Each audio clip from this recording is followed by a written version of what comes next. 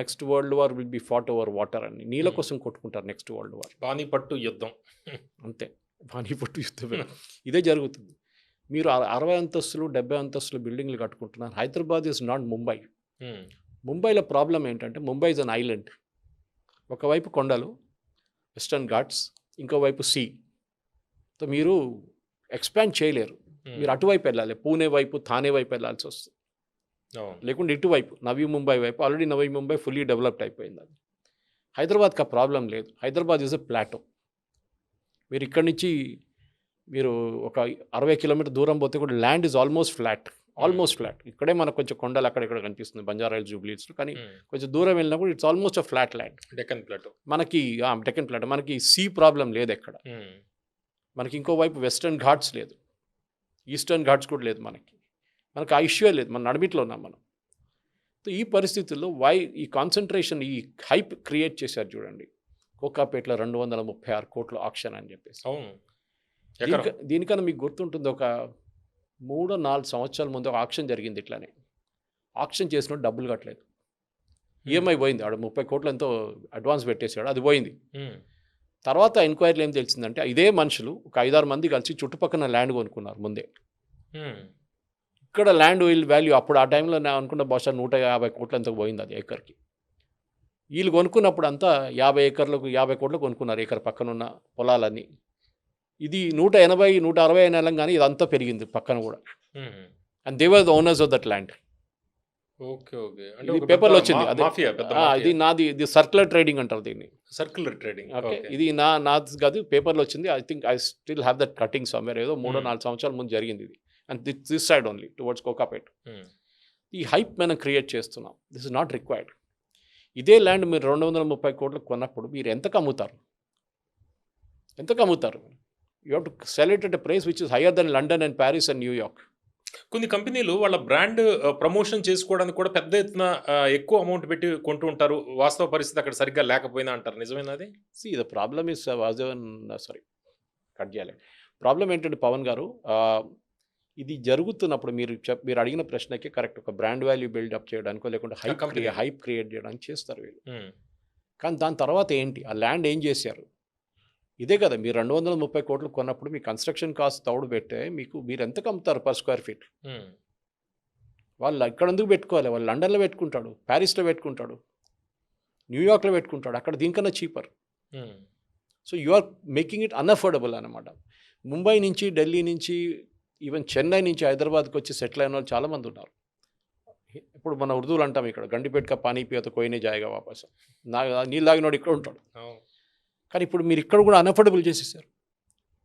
దిల్సుఖ్ నగర్ అటువైపు విజయవాడ హైవే వెళ్తే కూడా మీకు ₹1 కన్నా తక్కువ దొరకదు అక్కడ కూడా. ఒక టైంలో మా దగ్గర ఆర్మీ ఏరియాలో యాప్రాల్ కానీ, అల్వాల్ కానీ, బొలారం కానీ very laid back place, greenery, మస్తు గ్రీనరీ ఉంటుంది, నీళ్ళ ప్రాబ్లం లేదు. అక్కడ కూడా 50-60 లక్షలు ఉన్న ఇప్పుడు 2 కోట్లు మాట్లాడుతున్నారు. One can still understand that. అంటే సురేష్ గారు, అపార్ట్మెంట్స్ తక్కువ ఉంది, అక్కడ ల్యాండ్ తక్కువ, అంటే కన్స్ట్రక్షన్ తక్కువ ఉంది. మొత్తం ఆర్మీ దగ్గర ఉంది కదా మోస్ట్ ఆఫ్ ద ఏరియా, లేకుంటే ఎయిర్ ఫోర్స్ దగ్గర ఉంది హకీంపేట్. సో అది ప్రాబ్లమ్స్. ఇక్కడ నాకు ఆ ప్రాబ్లం అర్థం కావట్లేదు. Why is this hype being created అనేది. సురేష్ గారు, ఇప్పుడు కొన్ని రిపోర్ట్స్ చూస్తుంటే రిజిస్ట్రేషన్ ఛార్జెస్ మనం చూస్తుంటే ఎవ్రీ ఇయర్ గవర్నమెంట్కి రిజిస్ట్రేషన్ల మీద వస్తున్న ఆదాయం పెరుగుతుంది. అయితే వాల్యూమ్ ఏదైతే ఉందో, నెంబర్ ఆఫ్ కస్టమర్స్, కొనుగోలుదారుల సంఖ్య తక్కువగా కనిపిస్తుంది. ట్రాన్సాక్షన్స్ అంటే మీరు చెప్పేది ఇందాక కమర్షియల్ మీద ఎక్కువగా వస్తూ ఉంటుంది. అదే దీనికి రీజన్ అంటారు. కరెక్ట్. ఎందుకంటే డొమెస్టిక్లో మీకు ఎక్కువ రాదు రిజిస్ట్రేషన్ అమౌంట్. మీరు ఎంత పెంచినా కానీ రెసిస్టెన్స్ అనే ఒక పాయింట్ వస్తుంది. ఒక పాయింట్లో వాళ్ళు కంపేర్ చేయడం స్టార్ట్ చేస్తారు. నేను రేపు కోయంబత్తూరులో ఇన్వెస్ట్ చేయాలన్నా, కొచ్చిన్లో ఇన్వెస్ట్ చేయాలన్నా, నేను ఇక్కడ ఎందుకు ఇన్వెస్ట్ చేయాలి? నేను ఉండడానికి ఇన్వెస్ట్ చేస్తున్నానా లేకుంటే ఇన్వెస్ట్మెంట్కి చేస్తున్నానా? అదొక క్వశ్చన్ వస్తుంది.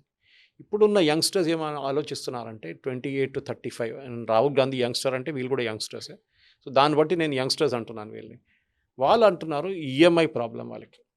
మా తల మీద టెన్షన్ లేదు మాకు.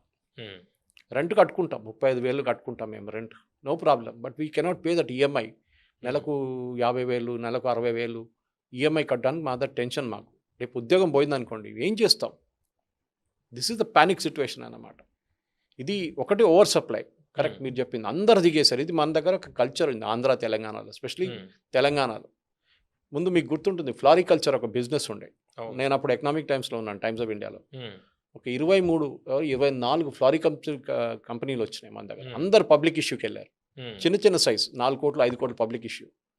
ఇప్పుడు ఒక్క కంపెనీ కూడా లేదు. ఉమ్, గ్రానైట్ అనగానే అందరు గ్రానైట్ బిజినెస్ అందరు వచ్చి పడ్డారు. గ్రానైట్కి అసలు ఏబిసిడి తెలియని వాళ్ళు కూడా వచ్చి గ్రానైట్ మీద పడ్డారు. యాకో కూడా అలాగే. ఆక్వా అట్లా జరిగింది. ఉమ్, ఇప్పుడు గ్రానైట్ ఎన్ని కంపెనీ, ఒక పోకర్న పక్కన పెడితే లేకుండా ఇంకేదైనా 2-3 ఉన్నాయి అంతే. ఉమ్. మిగతా లేవు కదా ఎవరు, అందరు మాయమైపోయారు. రియల్ ఎస్టేట్ కూడా అలా వచ్చేసారంటారా? అదే అంటారు. ఇక్కడ Builders. ఏమైందంటే ప్రొఫెషనల్గా రియల్ ఎస్టేట్లో ఎన్నో సంవత్సరాలు ఉన్న వాళ్ళ సక్సెస్ చూసి, ఉమ్, అరే వాడు టెలివిజన్ ఛానల్ కొనేసినాడు, వాడు డబ్బులు ఇంత సంపాదించాడు, వాళ్ళు అక్కడ పెట్టుబడి పెడుతున్నారు, ఇక్కడ పెట్టుబడి పెడుతున్నారు, వాళ్ళ లైఫ్ స్టైల్ చూడండి, ఓకే, వాడు మే బ్యాక్ నడుపుతున్నాడు, లేకుంటే పోస్ట్ నడుపుకుంటున్నాడు, వాళ్ళ పిల్లలు చూడండి, ఓ మనం కూడా పెట్టాలి, పెట్టారు, అంతే సంగతి. ఉమ్. ఇది జరిగిందనమాట. అంటే రియల్ ఎస్టేట్ ఎటువంటి అనుభవం లేకుండా కోట్లాది రూపాయలు సంపాదిస్తామని బిల్డర్లు కొత్త వాళ్ళందరూ ఇందులోకి వచ్చారంట. చాలా మటు, ఎందుకంటే ఇది హర్డ్ మెంటాలిటీ అంటారు ఇంగ్లీష్లో. ఉమ్, ఒకడు సక్సెస్ చూసి ఇంకోటి దిగుతాడు.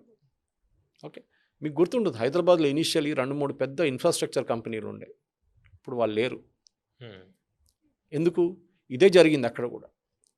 ఎవరో ఇంకోని చూసి వీళ్ళు కూడా దిగారు, సక్సెస్ఫుల్ అయ్యారు. తర్వాత వీళ్ళ వాల్యూ వాల్యూమ్ గేమ్ తట్టుకోలేకపోయారు. పులిని చూసి నక్క వాత పెట్టుకుందంటారు కదా అట్లా. This is the problem. Um. మన ఈ హర్డ్ మెంటాలిటీ ఎప్పుడు దాకా మనం కంట్రోల్ చేయమో ఇదే జరుగుతుంది. అంటే సురేష్ గారు మీరు చెప్తుందేమో జియో పొలిటికల్, అంటే యూఎస్లో ఉన్న వాళ్ళు కావచ్చు, విదేశాల్లో ఉన్న వాళ్ళు పెట్టుబడులు అనేది కొంత తగ్గింది. దీంతోపాటు రీజన్ RRR ఏదైతే ఉందో అది ముందరికి వెళ్ళకపోవడం వల్ల చుట్టుపక్కల ఏరియాల్లో కూడా కొంత గ్రోత్ తక్కువ ఉంది అనేది ఒకటి వినిపిస్తుంది. రెండోది మెట్రో 2 కూడా ముందరికి వెళ్ళకపోవడం వల్ల, ఇవి కూడా దీనికి ఏదైనా కారణాలు అంటారా? హైడ్రా గురించి కూడా చెబుతున్నారు. హైడ్రా వచ్చాక ఒక్కసారి ఈ 2 years క్రితం నుంచి కొద్దిగా డౌన్ ఫాల్ అయింది మార్కెట్ అనేది. దాన్ని మీరు సపరేట్గా తీసుకుందాం సార్ దీన్ని. ఫస్ట్ మీరు అవుటర్ రింగ్ రోడ్ తీసుకోండి, రీజనల్ రింగ్ రోడ్ మర్చిపోండి. అవుటర్ రింగ్ రోడ్ వచ్చినప్పుడు ఎంత హైప్ క్రియేట్ చేశారు సార్. అవుటర్ రింగ్ రోడ్ చుట్టుపక్కల మొత్తం డెవలప్మెంట్ జరుగుతుంది, 1 kilometer దాకా కన్స్ట్రక్షన్ ఉండకూడదు. దాని తర్వాత అక్కడ పెద్ద పెద్ద బిల్డింగ్ కాంప్లెక్సెస్, గేటెడ్ కమ్యూనిటీస్ అన్నీ వస్తుంది చెప్పారు. ఏం జరిగింది సార్? అవుటర్ రింగ్ రోడ్ తర్వాత పెరిగింది కదా, రియల్ ఎస్టేట్ పెరిగిందంట. రియల్ ఎస్టేట్ పెరిగింది కదా, ఎంతమంది అవుటర్ రింగ్ రోడ్ ఉంటారు చెప్పండి? కొల్లూరు దగ్గర ఎంతమంది ఉంటారు? కనెక్టివిటీ పెరగలేదా? See the problem is simple. హైదరాబాద్లో మీకు ముంబై కాదు, హైదరాబాద్ ముంబైలో they prepare to travel to Pune every day, by Deccan క్వీన్లో వెళ్తారు కొంతమంది ఎన్నో సంవత్సరాల నుంచి పూణే దాకా. ఇప్పుడు వందే భారత్ ఉందనుకోండి, ఆ టైంలో ఈ పాత 4 గంటలు 5 గంటలు తీసుకున్న ట్రైన్లో పొద్దున 5 గంటలకు ఎక్కాక 9 గంటలకు దిగి ఉద్యోగం చేసి సాయంత్రం మళ్ళీ రిటర్న్ వస్తారు. ముంబైలో 2 గంటలు 3 గంటలు మీరు ఏం చెప్తారు, సిటీ అవుట్స్కర్ట్స్ నుంచి థానే నుంచి మీరు ట్రావెల్ చేసి వస్తారు, నవీ ముంబై నుంచి సిటీకి వస్తారు, ఓకే, బోరివిల్లీ నుంచి మీరు చర్చ్ గేట్కి వస్తారు. వాళ్ళకి ట్రావెలింగ్ కెపాసిటీ ఉంది, గంటన్నర ట్రైన్లో ఉంటారు వాళ్ళు. మన దగ్గర అట్లా లేదు. మన దగ్గర అందరికంటే నేను ఇప్పుడే చేరుకోవాలి, 5 నిమిషాలు ఉండాలి అక్కడ, 10 నిమిషాలు ఉండాలి. దానికోసం ఏం చేస్తారు, చుట్టుపక్కనే ఉంటారు, ఓకే. కానీ అఫోర్డబుల్ కాని వాళ్ళు ఏం చేస్తారు, వాళ్ళు దూరంలో ఉంటారు, వాళ్ళే ట్రావెల్ చేస్తారు ఎక్కువ. మీరు ఇప్పుడు కాల్ సెంటర్ సిస్టంలో చూస్తే క్యాబ్లు ఎన్ని ఉన్నాయి, క్యాబ్లు ఉప్పల్ నుంచి వస్తుంది, దిల్సుఖ్ నగర్ నుంచి వస్తుంది, ఇటు షామీర్పేట వైపు, మెడ్చల్ వైపు నుంచి, అన్ని చోట్ల నుంచి సిటీకి వస్తుంటుంది క్యాబ్స్, ఎంప్లాయీస్ని తీసుకొని. ఇది ప్రాబ్లం అన్నమాట మన దగ్గర. We are made it unaffordable totally. ఈ ట్రావెలింగ్ టైంలోనే మీ ఏం చెప్తారు, ప్రొడక్టివిటీ మొత్తం పోతుంది. ఇన్ఫోసిస్ వాళ్ళ క్యాంపస్ కట్టినప్పుడు పోచారంలో వాక్ టు వర్క్ అని కట్టారు వాళ్ళు. అక్కడే నడుచుకుంటూ రావచ్చు మీరు క్యాంపస్ నుంచి. పక్కన సింగపూర్ టౌన్షిప్ కట్టారు వాళ్ళు. ఇది మనం చేయాల్సి ఉండే, సిటీ నుంచి కొంచెం దూరం వెళ్ళి అక్కడ మీరు హబ్స్ క్రియేట్ చేయాలండి. ఇది మనం బెంగళూరు చేసిన అదే తప్పు మనం చేస్తున్నాం.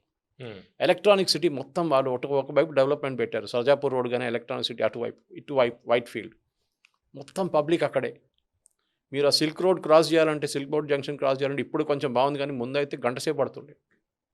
ఐ సు stay near silk road, BTM లేఅవుట్లో ఉంటుండే నేను ముందు. అప్పుడు ఏ ప్రాబ్లం లేకుండా 88లో. నా దారుణం పరిస్థితి. మీరు ఎలక్ట్రానిక్ సిటీ నుంచి ఎయిర్పోర్ట్కి వెళ్ళాలంటే మీరు ఒక 4 గంటల ముందు బయలుదేరాలి, అంత దారుణం ఉంది పరిస్థితి. అప్పుడు కూడా షూర్ లేదు, you are not sure will reach in time, అంత ట్రాఫిక్. ఇది మనకు Hyderabad population is around 1 crore Pavan garu. ఇప్పుడున్న 1.2 అంటున్నారు, చూడాలి సెన్సస్లో ఎంత వస్తుంది. మన దగ్గర 1 కోటి వెహికల్స్ ఉన్నాయి. అండ్ దెన్ పక్కన ఉన్న డిస్ట్రిక్ట్స్ నుంచి వెహికల్స్ కూడా ఇక్కడ తిరుగుతుంది. నంబర్ ప్లేట్ చూస్తే తెలిసిపోతుంది మీకు. ఎందుకు? ఇది ప్రాబ్లం. ఆ ట్రాఫిక్ అంతా వచ్చి అక్కడ పడుతుంది. మీరేమో కట్టుకుంటూ పోతున్నారు ఇంకా 60 అంతస్తులు 70 అంతస్తులు. నీళ్ళు ఎక్కడున్నాయి? Um, the biggest challenge is water. ఇప్పుడు ఏమైనా అంటారు మేము కృష్ణా తీసుకొస్తాం, గోదావరి తీసుకొస్తాం అంటారు. మీరు అక్కడ కృష్ణా తీసుకున్నారు ముందు, ఇక్కడ నల్గొండ అటువైపు నుంచి, అది ఇప్పుడు అయిపోయింది. Um, now you're trying new sources. మీరు ఒక డెవలప్మెంట్ అనేది ఉండాలి డెఫినెట్గా, కానీ క్రేజీ డెవలప్మెంట్ ఉండకూడదు. ఉమ్, అంటే మా మలయాళంలో అంటారు, it is like almost your మీకు డబ్బులు ఎంత దానికన్నా ఎక్కువ సంపాదించాలి, ఇంకా ఎక్కువ సంపాదించాలని చెప్పి అత్యాశ. అత్యాగ్రహం. That is the word we use in Malayalam. Um, తెలుగులో నాకు దాని ఈక్వల్ అని తెలియదు, కానీ Yes. That is it. Um, so అది ఉండకూడదు. You make it sensible. ఇప్పుడు మీరు అన్అఫోర్డబుల్ చేసేసారు. మీ లాజిక్ ఏంటి? ఐటీ వాళ్ళు ఉంటారు, వాళ్ళు ఎంత అనుకుంటారు, ఐటీ డ్రీమ్ ఇస్ ఓవర్. ఉమ్, నేను అనట్లేదు. You look at all the major IT stars, వాళ్ళు కూడా అంటున్నారు IT dream is over. Um. Okay, ఒకటి ఏఐ వచ్చింది, చాలా మార్పులు తీసుకొచ్చింది. ఒరాకిల్లో చూసాం దాదాపు 15,000 మంది అదే, లే ఆఫ్. ఇండియాలో మొత్తం ఇండియాలో. 35,000 దేశం మొత్తం, ప్రపంచం మొత్తం. ఎంట్రీ లెవెల్ జాబ్స్ లేదు సార్. ఉమ్, పవన్ గారు, మీరు క్యాంపస్ రిక్రూట్మెంట్కి వెళ్ళండి, 5%, 10% మంది కూడా ఉద్యోగాలు రావట్లేదు. కానీ వాళ్ళు హోర్డింగ్లో పెడతారు 100% ప్లేస్మెంట్ అని. కరెక్ట్. అవును.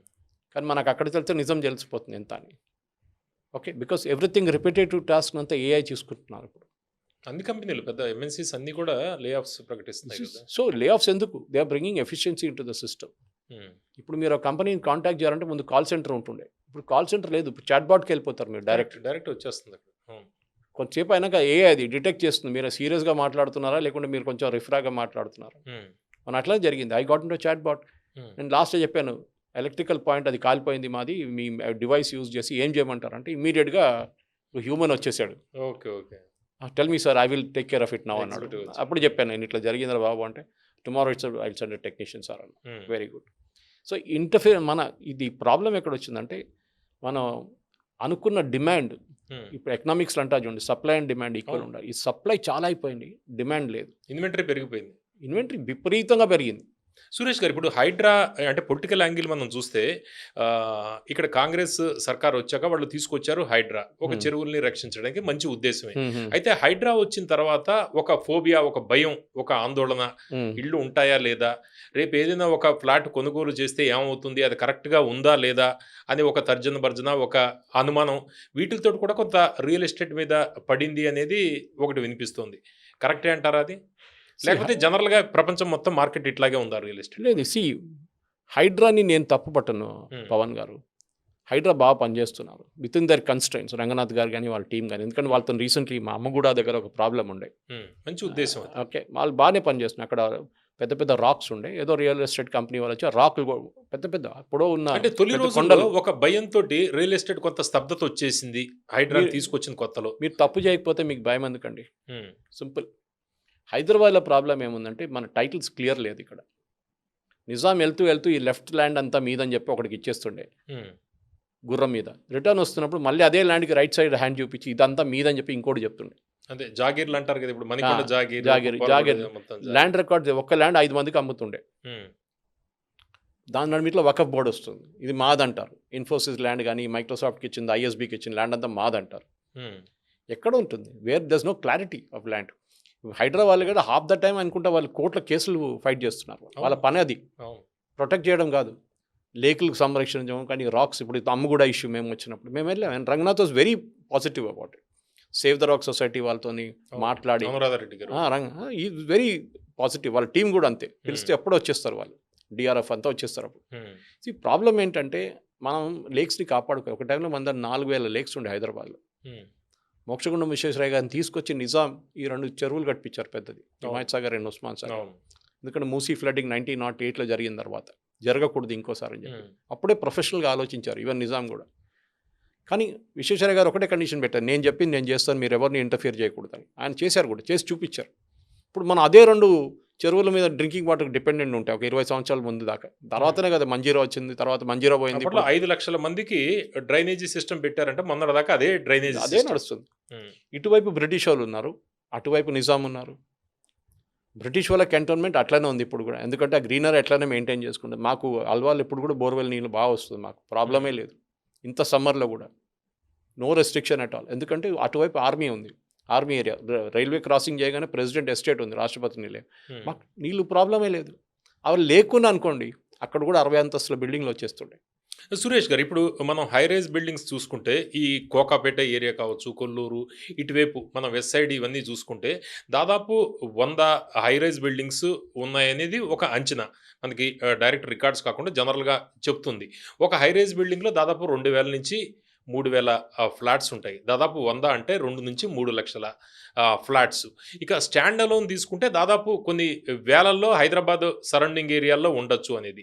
అంటే ప్రస్తుతం మీ అంచనా ఏంటి? ఎందుకంటే మీరు మొత్తం చూస్తూ ఉంటారు, చాలా మందితోటి మాట్లాడుతూ ఉంటారు, రియల్ ఎస్టేట్ సమ్మిట్స్ కూడా వెళ్తూ ఉంటారు కాబట్టి ఎన్ని ఫ్లాట్స్ ఖాళీగా ఉండే అవకాశం ఉంది? నా అంచనా ప్రకారం ఇండస్ట్రీ వాళ్ళు చెప్పింది, నా ఫిగర్ కాదు. హ్మ్. వాళ్ళు ఆఫ్ ద రికార్డ్ చెప్తారు. కెమెరా ఆఫ్ చేసిన తర్వాత మాట్లాడతారు. కెమెరా ఉన్నదాకా అన్నీ బాగుందంటారు. ఓహ్! కెమెరా ఆఫ్ అంతే చేసినాక వాళ్ళు ఇంకో మార్కెట్ రికార్డ్ దెబ్బతింది. చెప్తారు. హ్మ్. ఆఫ్ ద రికార్డ్ చెప్తారు వాళ్ళు.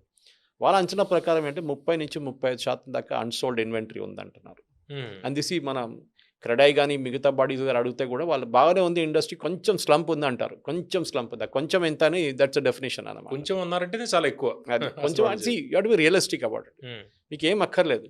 మీరు రెరా సైట్కి వెళ్ళి మీ రెరా డీటెయిల్స్ చూసి ఎన్ని ఫ్లాట్స్ అవైలబుల్ ఉందని చూసేసి దాంతో తర్వాత రిజిస్ట్రేషన్ మ్యాచ్ చేస్తే మీకు తెలిసిపోతుంది ఎంత ఉందని. హ్మ్.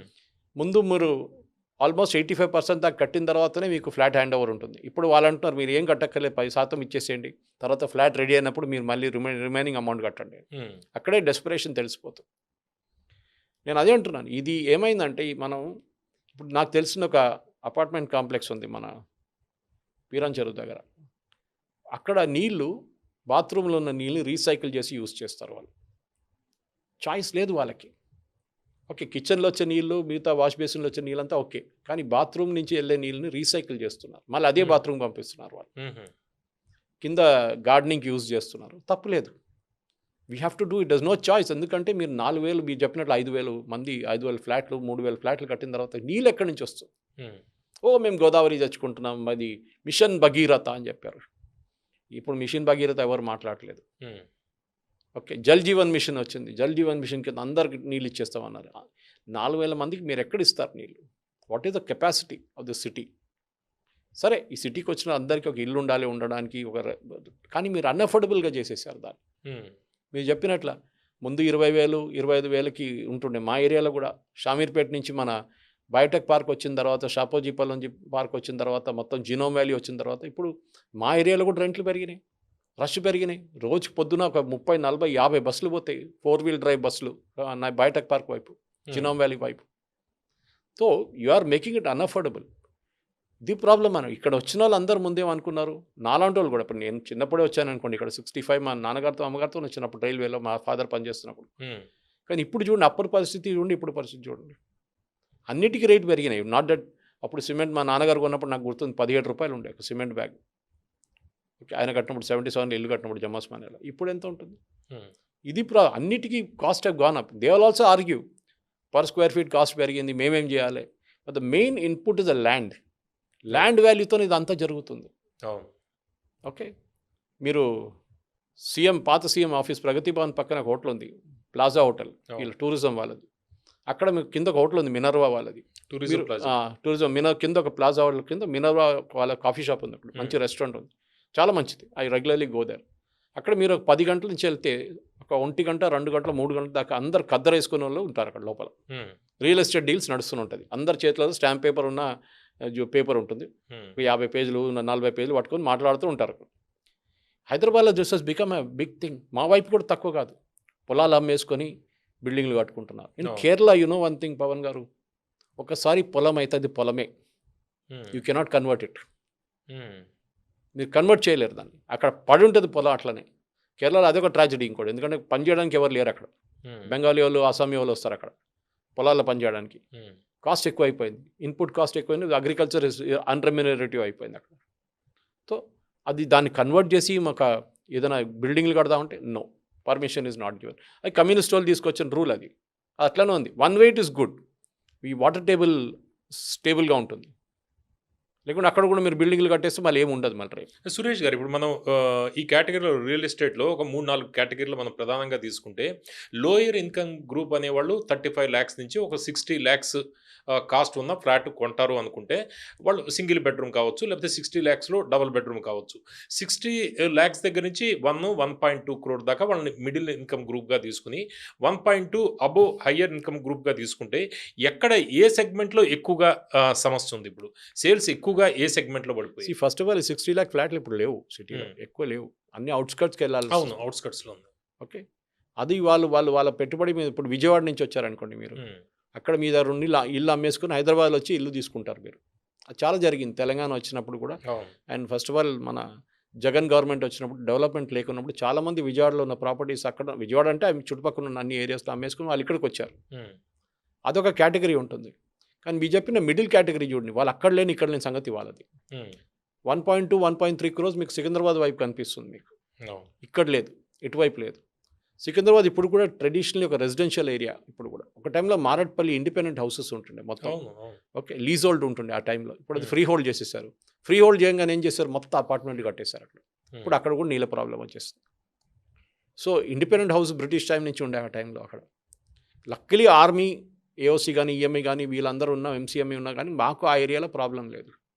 కానీ మిగతా చోట్ల ప్రాబ్లం. సో 1.5 క్రోర్స్ మీరు చెప్పినట్లు దానికన్నా పైన ఉన్న అక్కడే పించ్ అక్కడే వస్తుంది వీళ్ళకి. ఓకే. ఓకే. అక్కడ ఎన్ఆర్ఐ ఇన్వెస్ట్మెంట్స్ చాలా ఉంటుండే. ఇప్పుడు ఎన్ఆర్ఐ ఇన్వెస్ట్మెంట్స్ పడిపోయింది దారుణంగా. అంటే హై రైజ్ మీద ఎక్కువగా ప్రభావం. అదే ఎన్ఆర్ఐస్ కూడా స్మార్ట్ అయిపోయారు వాళ్ళు ఇప్పుడు. హ్మ్. వాళ్ళు చూస్తున్నారు ఇక్కడ హైదరాబాద్ కాకుండా ఇంకా ఎక్కడ పెడతాం, వాళ్ళు ఇన్వెస్ట్మెంట్ చూస్తున్నారు. Second category in NRIs is వాళ్ళ నాన్నగారు అమ్మగారిని చూసుకోవడానికి నేను చెప్పినట్లు. హ్మ్. ఇప్పుడు సాకేత్ అని మా దగ్గర కాప్రాలు ఒకటి ఉంది, అవును. Old old, it's beautiful, very well done. అప్పుడు చాలా సంవత్సరాల ముందు వాళ్ళు ఇప్పుడు కొత్త ఎక్కడ కూడా కడుతున్నారు. ఈవెన్ చెన్నైలో ఉంది, కోయంబత్తూరులో ఉంది అట్లాంటి. దాంట్లో ఏంటంటే వాళ్ళు మెడికల్ ఫెసిలిటీస్ అన్నీ ప్రొవైడ్ Old age చేస్తారు. వాళ్ళని దృష్టిలో వాళ్ళు ఫుడ్ పెట్టుకోవాలి. చూసుకుంటారు, అన్నీ చూసుకుంటారు, డైటీషియన్ ఉంటారు. That is the different thing. So ఈ ఇన్వెస్ట్మెంట్ చేసేటోళ్ళు, ఎందుకంటే ఇప్పుడున్న ఈ డిస్పోజబుల్ ఇన్కమ్లో ఇప్పుడున్న యంగ్స్టర్స్ చాలా కేర్ఫుల్ అయిపోయారు. స్టాక్ మార్కెట్లో పెట్టాలన్నా, బంగారంలో పెట్టాలన్నా, ల్యాండ్లో పెట్టాలన్నా, ఆర్ అపార్ట్మెంట్ కొనాలన్నా, దే బికమ్, మనం కూడా అడ్వైస్ చేయలేం వాళ్ళు మనకన్నా ఎక్కువ నాలెడ్జ్ ఉంది వాళ్ళకి, ఎక్కడ అప్రిషియేట్ అవుతుంది. ఓకే, ఒక సర్టన్ సిచ్యువేషన్ వచ్చిన తర్వాత అప్రిషియేషన్ ఉండదు. అండ్ ఎస్పెషల్లీ అపార్ట్మెంట్లో అప్రిషియేషన్ చాలా తక్కువ. అవును, తక్కువ. ల్యాండ్లో అప్రిషియేషన్ ఉండదు, ఎందుకంటే భగవంతుడు ఇప్పుడు తయారు చేయట్లేదు, ల్యాండ్ అయిపోయింది, తయారు చేసిన ల్యాండే ఉంది ఇప్పుడు. కానీ అక్కడ కూడా మీరు స్పెక్యులేషన్ పెట్టిన తర్వాత అక్కడ కూడా పోయింది. స్పెక్యులేషన్లోనే మొత్తం చంపేస్తుంది మార్కెట్ని, ఫినిష్ చేసి పడేస్తుంది. అంటే ఇప్పుడు ఇటువంటి పరిస్థితుల్లో ఇప్పుడు కొనొచ్చా, లేకపోతే కొంత ఆగడం బెటరా ఏంటి మీ అంచనా? నేను చెప్పట్లేదు పవన్ గారు, ఇది నేను చెప్పాను కదా మొన్న కూడా మాట్లాడినప్పుడు, ఆల్మోస్ట్ ఒక 10-15 మంది కలిచారు పెద్దవాళ్ళు, రియల్ ఎస్టేట్ వాళ్ళు. వాళ్ళు కూడా ఏమన్నారంటే, మేము డిస్కౌంట్ ఇస్తున్నాం, ఆఫ్ ద రికార్డ్ డిస్కౌంట్ ఇస్తున్నాం, కానీ మేము ఒక సిచ్యువేషన్, ఒక పాయింట్ తర్వాత డిస్కౌంట్ ఇవ్వలేము. మేము పెట్టుబడి పెట్టిన దాంట్లో, మేము పెట్టిన ఇన్వెస్ట్మెంట్, ల్యాండ్ కానీ, కన్స్ట్రక్షన్ కాస్ట్, అది కాకుండా దానికున్న ఫెసిలిటీస్, క్లబ్ హౌస్ కానీ, జిమ్ కానీ, ఖర్చులు కూడా ఎక్కువ ఉంటాయి. అంతా ఉంటుంది. ఇదంతా పెట్టినప్పుడు మాకు ఒక సర్టన్ బ్రేక్ ఈవెన్ రావాలి. అట్ ద సేమ్ టైం ఈ లాక్టప్ అసెట్ అయితే ప్రాబ్లం అయిపోతుంది. మీరు అమ్మి ఆ డబ్బులతో ఇంకైనా చేసుకోవచ్చు, మీరు అమ్మకపోతే అది అట్లనే లాక్టప్గా ఉండిపోతుంది. ఏం చేస్తారు దాని తర్వాత? అప్పుడు డిస్ట్రెస్ సేల్ వచ్చేస్తుంది. మీరు అప్పు తీసుకొని బ్యాంక్ దగ్గర నుంచో, మీరు ఇక్కడి నుంచి అప్పు తీసుకొని మీరు కట్టేస్తుంటారు, వాళ్ళు రేపు అమౌంట్ రిటర్న్ అడుగుతారు, అప్పుడు ఏం చేస్తారు? ఇది మన పర్సనల్ లోన్ తీసుకున్నట్లు అయిపోతాయి కొంతమంది, కరెక్ట్, లాస్ట్ ఊరేసుకుంటాడు. ఇది సంగతి. We should been very careful. ఇక్కడే నాకు క్రెడై కానీ, even to certain extent RERA of course ఏం చేయలేరు, they are only regulating agency. కానీ ఈవెన్ క్రెడా లాంటి వాళ్ళు కూడా కొంచెం సీరియస్ ప్లేయర్స్ని ఎంకరేజ్ చేయాలి. ఈ రిఫర్ ఆఫ్ ప్లేయర్స్ చాలామంది వచ్చి ఈ డబ్బులు చూసి పొలిటీషియన్స్ దగ్గర నుంచి ఇన్వెస్ట్మెంట్ తీసుకొని, అది కూడా ఉంది ఇంకో స్కామ్, అది వాళ్ళు కూడా దీంట్లో ఇన్వాల్వ్ ఉన్నారు చాలామంది. దాంతోనే జరిగింది ఇదంతా. ఇప్పుడు జరిగిన పరిస్థితి, ఇప్పుడున్న పరిస్థితుల్లో నేను చెప్తున్నాను, నేను మాట్లాడుతుంటాను రెగ్యులర్గా. వాళ్ళు అంటున్నారు ఒక 30% దాకా మేము అమ్మలేకపోతున్నాం, 30-35% దాకా. మిగతా వాళ్ళు ఈఎంఐ కట్టారు, ఫస్ట్ ఇన్స్టాల్మెంట్ కట్టిన తర్వాత they are waiting for the completion of the flat. మేము కంప్లీట్ చేస్తే మేము అమ్మకపోతే మళ్ళీ అది లాక్టప్ అసెట్ అయిపోతుంది, దాన్ని మెయింటైన్ చేయాల్సి వస్తుంది. ఎవరు చేస్తారు ఇదంతా? ఇది ప్రాబ్లం అనమాట. And again I'm coming to the point, మీరు 60 అంతస్తులో, 50 అంతస్తులో 30 కడతారు, కానీ నీళ్ళు ఎక్కడ, డ్రైనేజ్ ఎక్కడ? లోపల అందరు అంటారు చూడండి, హైదరాబాద్ గురించి చెప్తున్నా, inside it is like Paris, out side it is like Ethiopia అని. మీ బయట రోడ్ ఏంటి సంగతి ఏంటి? మీరు ఒక వర్షం పడంగానే మొత్తం ట్రాఫిక్ అంతా జామ్ అయిపోతుంది. వరదలు అయిపోతుంది, నీళ్ళ మీద మొత్తం చెరువులాగా అయిపోతుంది నీళ్ళు. ఎందుకు? బికాస్ మీ చెరువులలో ఇల్లు కట్టారు, అవును. పేరు కూడా చెరువు అని పెట్టుకున్నారు. దాని తర్వాత నీళ్ళు రాకపోతే ఏంటి? ఐఎమ్ నాట్ సర్ప్రైజ్, నీళ్ళు అక్కడికి వస్తుంది. Water will go to the lowest point. That's a logic అనమాట దాన్ని. So infrastructure wise Hyderabad is creaking. I think after Bengaluru మనకి next disaster is Hyderabad. Gurgaon కూడా అంతే. గురుగ్రామ్ కూడా అదే నడుస్తుంది. మన దగ్గర ప్రతి సిటీలో అదే ఉంటుంది. అంటే ఇప్పుడు మార్కెట్ కొద్దిగా స్లో డౌన్లో ఉంది కాబట్టి ఈ టైంలో ఇన్వెస్ట్మెంట్ చెయ్యొచ్చు అని చెప్పే పరిస్థితి ఏం లేదంటారు. అందరూ వాళ్ళు ఇప్పుడు మీరు ఒక బిజినెస్ మ్యాన్ అయితే మీకు ప్రాబ్లం ఉండదు. మీరు ఇన్వెస్ట్మెంట్ చేస్తున్నారు మీ పిల్లల కోసం, కొనుక్కుని ఉందాం అనుకునే వాళ్ళ పరిస్థితి అది అక్కడే వస్తుంది. మీరు ఈఎంఐ టెన్షన్ ఉన్నప్పుడు మీ ఉద్యోగం పోతుందా లేదా అని ఉద్యోగం ఉంటుందా లేదా అని భయం ఉన్నప్పుడు దే విల్ నాట్ ఇన్వెస్ట్. ఇది సైకాలజీ అట్లా. అంతే అంతేనండి. రాత్రి నిద్రపోవడానికి నిద్ర రావాలి, యాక్చువల్లీ నిద్ర రాదు. నంబర్లు తిరుగుతుంటాయి మీ బ్రెయిన్లో. రేపు ఈఎంఐ డ్యూ ఉంది, రేపు ఇన్ని లక్ష రూపాయలు ఈఎంఐ, లేకుంటే 70-80 వేలు ఈఎంఐ రేపు పొద్దున వస్తుంది బ్యాంక్కి, నా దగ్గర బ్యాంక్లో బ్యాలెన్స్ లేదు. ఓకే, ఈ టెన్షన్లో ఉంటారు వాళ్ళు. ఏ రోజు పింక్ స్లిప్ ఇస్తారు, ఏ రోజు ఉద్యోగం నుంచి పంపించేస్తారు. మీరు చెప్పినట్టు ఆరకల్ కానీ మిగతా కంపెనీ ఏం చేస్తారు? సడన్లీ 4 లక్షలు 5 లక్షలు జీతం ఉన్న వారికి ఉద్యోగం లేదు నెక్స్ట్ డే, లేకుంటే 5 లక్షలు 6 లక్షలు. వాడేమో ఆ డ్రీమ్ చూసి వాడు పెద్ద అపార్ట్మెంట్ కొనుక్కున్నాడు, సడన్గా టప్ అని అన్ని పడిపోతుంది. ఉద్యోగం పోయిన వాళ్ళు కూడా కొన్ని రీసేల్ కూడా వస్తున్నాయి, కొన్ని అవి కూడా కనిపిస్తాయి. డిస్ట్రెస్ సేల్, రీసేల్ కూడా కాదు, ఇట్స్ కాల్డ్ డిస్ట్రెస్ సేల్. ఎట్లైనా అమ్మేసి బ్యాంక్తో సెటిల్మెంట్ చేసుకుందామని చెప్పేసి. So I think the time has come. I think the CREDAI లాంటి కమ్యూనిటీ వాళ్ళు అందరు కూర్చొని మాట్లాడాల్సింది. Look, we have a problem అని హ్యాండ్. దాదాపు ఇన్వెంటరీ ఎంత ఉండొచ్చు అంటారు? ఎన్ని ఫ్లాట్స్ ఒక అంచనా? మీరు 30% అన్నారు, అంచనా ఒకటి 4 లక్షలు ఉండొచ్చా, 5 లక్షలు ఉండొచ్చా? అన్సోల్డ్ అంటున్నారా లేకుంటే unsold? I think it's around 55,000 first last year ఉండే inventory. That's for the industry, మన ఫిగర్ అఫీషియల్గా చెప్పింది. అన్అఫీషియల్ మనకు తెలియదు, ఎందుకంటే కొంతమంది రేరా బయట ఉన్నారు. So they are quoting from వాళ్ళ అసోసియేషన్ మెంబర్స్ నుంచి కోట్ చేస్తున్నారు. మీరు ఒక ఇన్ఫ్లేషన్ ఫిగర్, మీరు ఒక వాళ్ళు అండర్స్టేట్ చెప్తారు. ఇప్పుడు ఒక 55ని మీరు ఒక 75 అని పెట్టుకోవచ్చు ఈజీ. ఐ థింక్ సమ్వేర్ వాళ్ళు స్టేట్ చేయాలి. చాలా రేరాలో ఉండవు అవి, ఎందుకంటే రేరా ఓన్లీ రిజిస్టర్స్ థింగ్. వాళ్ళ లాజిక్ ఏం చెప్తారు, రెగ్యులేషన్ చూసుకుంటారు. వాడు డబ్బులు తీసుకొని మాయమైపోకూడదు, చెప్పిన డైట్గా ఇవ్వాలి. మన ఇది ఈవెన్ ఢిల్లీలో చూస్తున్నాం చాలా మటుకు. స్టెర్లింగ్ డెవలపర్స్ కానీ చాలా మటుకు కంపెనీలు సుప్రీంకోర్టు దాకా వెళ్ళారు. దాంట్లో వాళ్ళు మొత్తం గాయపోయిన తర్వాత హడ్కో టు టేక్ ఓవర్, మిగతా కంపెనీ టేక్ ఓవర్ చేసి కడుతున్నారు ఇప్పుడు దాన్ని. ఐ థింక్ మన దగ్గర కూడా ఉన్నాయి number wise. I think CREDAI should clarify. మీ దగ్గర వాళ్ళు మిమ్మల్ని పిలిచి చెప్పాలి, పవన్ గారు రండి మనం మాట్లాడదాం, this is the situation, round table లాగా నిజం చెప్దాం ప్రజలకి, ఇది జరుగుతుంది. We also want money, they also want invest. కానీ వాళ్ళకి ఉద్యోగం, I don't blame real estate, problem is stability of the job. Job stability లేనప్పుడు యూఎస్లో కానీ ఇక్కడ కానీ జియో పాలిటిక్స్ వాళ్ళు చాలా భయపడుతున్నారు. జియో పాలిటిక్స్ అంటే Trump is very clear, America for Americans, అంతే సింపుల్. ఆయన అది చూస్తున్నాడు.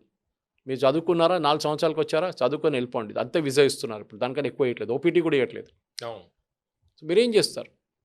మీరు ఇక్కడున్న పొలాలు అమ్మేసుకొని, ఇల్లు అమ్మేసుకొని అక్కడ వెళ్ళి చదువుకొని మీ డ్రీమ్ ఏంటి? ముందెన్నోడు పెద్ద డ్రీమ్ క్రియేట్ చేశాడు. అక్కడ అమెరికాలో రోడ్డు మీద బంగారం పడి ఉంటుంది, బకెట్లో తీసుకొచ్చి మీరు వెళ్ళి చెప్పేసి ఆ డ్రీమ్ క్రియేట్ చేస్తారు దుబాయ్ లాగానే. లాస్ట్ అంతా క్రాష్ అయింది. ఇప్పుడు now they staring the reality. ఏం చేయాలని అర్థం కావట్లేదు అని చెప్పేసి. ఐ థింక్ మన పాత హైదరాబాద్ మిస్ చేస్తున్నాం సార్ పవన్ గారు, రియలీ మిస్సింగ్ ఇట్. ఓకే, ఒక అఫోర్డబిలిటీ ట్యాగ్ ఉండే మనకి, అఫోర్డబుల్ సిటీ. అందరు వస్తారు బాంబే నుంచి, ఢిల్లీ నుంచి. హైదరాబాద్లో వస్తే మాకు ఆ లైఫ్ స్టైల్ ముంబై లాగా కాస్ట్ లేదు ఇక్కడ. ఇప్పుడు ఇది ముంబై కాస్ట్ అయిపోయింది ఇక్కడ కూడా. అఫ్కోర్స్ ముంబై ఇప్పుడు చాలా ముందుకు వెళ్ళిపోయింది అనుకోండి. ముంబైలో ఇప్పుడు మీరు 3 కోట్లు 4 కోట్లు పెడితే కూడా 1 బెడ్రూమే వస్తుంది. ఇక్కడ ఆ పరిస్థితికి రాలేదు ఇంకా. Okay, we can still get our 2 or 3 bedroom ఇక్కడ ఆ రేట్కి. కానీ డోంట్ మేక్ ఇట్ అన్అఫోర్డబుల్. అదే నాది ఒకటే అపీల్ ఏంటంటే, make it unaffordable city. మనం బియర్ ప్లాటో, వీ కెన్ గో.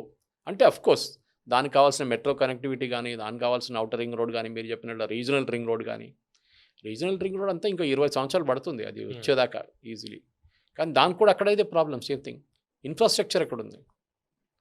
ఇప్పుడు మీరు సిద్దిపేటలో వీళ్ళు తీసుకెళ్ళి ఐటీ పార్క్ పెట్టారు, నేను మనం చూశాను, అది ఖాళీగా ఉంది. ఎవరు వెళ్తారు చెప్పండి అక్కడికి?